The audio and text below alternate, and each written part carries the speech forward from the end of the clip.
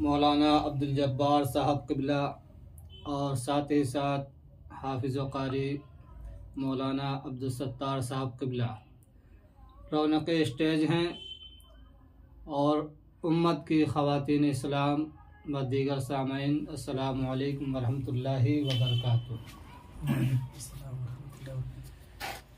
नहमदु व नुसल्ली व नुसल्लिमु अला रसूलिहिल करीम, अम्मा बाद, फ़अऊज़ु बिल्लाहि मिनश शैतानिर रजीम, बिस्मिल्लाहिर रहमानिर रहीम। वमा खलक़तुल जिन्न वल इंसा इल्ला लियअबुदून। अज़ीज़ान मिल्लत इस्लामिया, अल्लाह जल्ला मजदूहु कुरान मुक़द्दसा में इरशाद फरमाता है, दरवाज़ा बंद करो, कि अल्लाह ने जो है इंसानी मखलूक और जिन्नाती मखलूक को अपनी इबादत के लिए पैदा फरमाया है।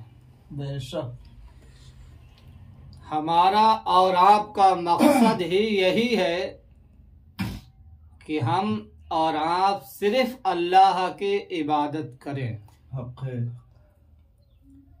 लेकिन हम लोग इस दुनिया में आने से कब्ल अल्लाह रब्बुल इज़्ज़त ने हम लोगों से वादा भी लिया था, सारी अरवाह को जो है एक जगह पे जमा किया था और जमा करने के बाद में अल्लाह का सवाल हुआ कि आए मेरे बंदो, मैं तुम्हें दुनिया में भेज दूं, तुम दुनिया में जाके हमारी इबादत करोगे।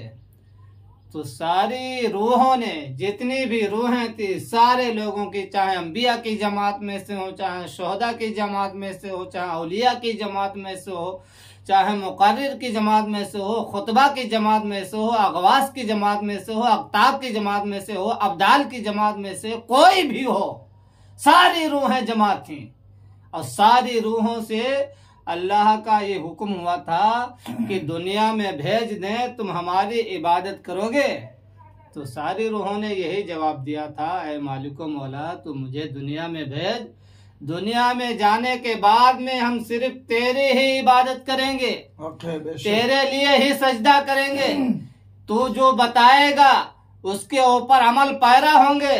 लेकिन जब अल्लाह ने हमें इस दुनिया में भेजा है तो आप जायजा लें अपने अमाल का, आप अपनी जिंदगी को सोचें कि हम और आप जो है अपनी जिंदगी को किस तरीके से गुजार रहे हैं। अपनी जिंदगी का जायजा लेंगे तो आप देखेंगे कहीं आप होटलों पर बैठे हुए हैं, कहीं आप जो है नाच गानों की महफिल में बैठे हुए हैं, कहीं आप जुओं के अड्डे पे बैठे हुए हैं, कहीं शराब के खाने पे बैठे हुए हैं। क्या यही हमारा मिशन है? क्या यही हमारा रास्ता है? क्या यही शरीयत के ऊपर अमल करने वाले हैं?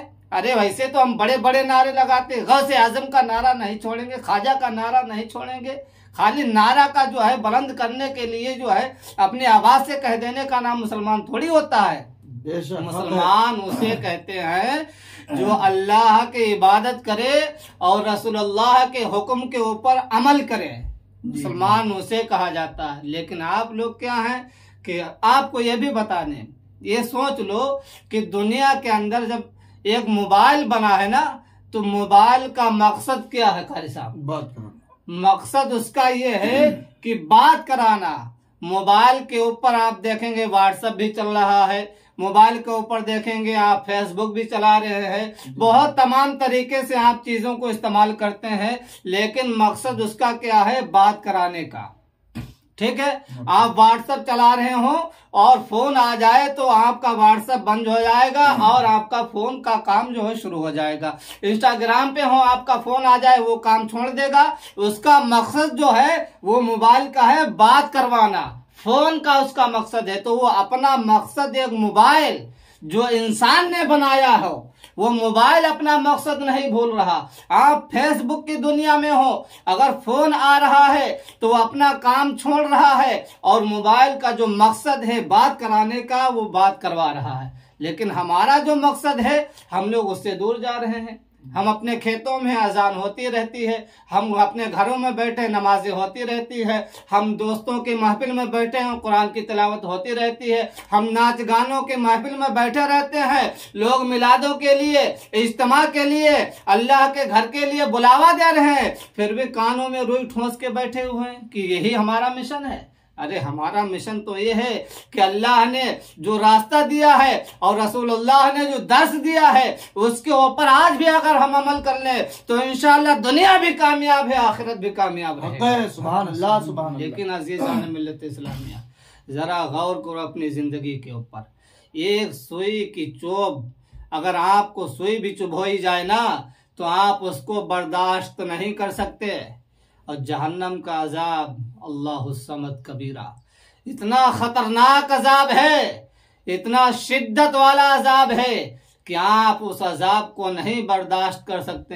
इस दुनिया में आप आए हैं, इस दुनिया में अपने घर को मुज़य्यन करने के लिए, अपने घर को खूबसूरत बनाने के लिए आप मेहनतें करते हैं, मशक्क़तें करते हैं, अपने गांव के अंदर जो है मजदूरियां करते हैं और अगर ज्यादा जरूरत पड़ती है तो गांव से बाहर भी निकलते हैं, हिंदुस्तान से भी बाहर निकल जाते हैं। यहाँ तक कि नौबत ये आ जाती है कि आपको हिंदुस्तान छोड़ के विदेशों में जाना पड़ता है और आप जो है रिस्क की तलाश में बाहर जाते हैं, रिस्क को जमा करते हैं, आलीशान घर बनवाते हैं, उम्दा तरीके की गाड़ियां खरीदते हैं, तमाम चीजों को खरीदते हैं ताकि हमें तकलीफ ना हो, रहने के लिए दुश्वारी ना हो, चलने के लिए सवारी का इंतजाम करते हैं कि हमको जाने में कोई परेशानी ना हो। आप इस चंद साल जिंदगी में 40 साल 50 साल 60 साल की जिंदगी में आप इतनी मेहनत करते हैं, इतनी मशक्कत करते हैं कि आपको तकलीफ ना हो, तो इस 40-60 साल की जिंदगी में आप इतना खूबसूरत माहौल बनाना चाहते हैं कि कोई परेशानी ना हो, लेकिन जहां आपको हमेशा हमेशा रहना है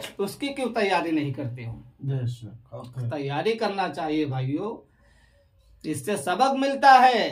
हजरत नूह अलैहिस्सलातु वस्सलाम ने बड़ी तवील जिंदगी पाई, बड़ी लंबी उम्र थी, लेकिन किसी ने पूछा कि आपने इतनी लंबी उम्र पाई है, आपको कैसा महसूस हुआ इस दुनिया में आने के बाद? तो हजरत नूह अलैहिस्सलातु वस्सलाम इरशाद फरमाते हैं कि मुझे तो ऐसा महसूस हुआ कि एक दरवाजे से घुसा और दूसरे दरवाजे से निकल गया।